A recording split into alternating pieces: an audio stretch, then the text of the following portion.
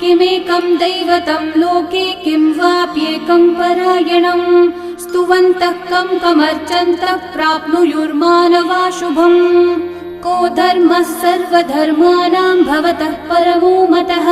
किं जपन्मुच्यते जन्तुर्जन्म संसारबन्धनात्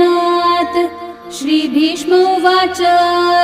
जगत्प्रभुं देवदेवम् अनन्तं पुरुषोत्तमम् स्तुवन्नाम सहस्रेण पुरुषस्तततोत्थितः तमेव चार्चयन् नित्यं भक्त्या पुरुषम् अव्ययम् ध्यायन् स्तुवन्नमस्यं च यजमानस्तमेव च अनादिनिधनं विष्णुं सर्वलोकमहेश्वरम् लोकाध्यक्षं स्तुवन्नित्यं सर्वदुःखातिगो भवेत् ब्रह्मण्यं सर्वधर्मज्ञं लोकानां कीर्तिवर्धनम् लोकनाथं महद्भूतं सर्वभूत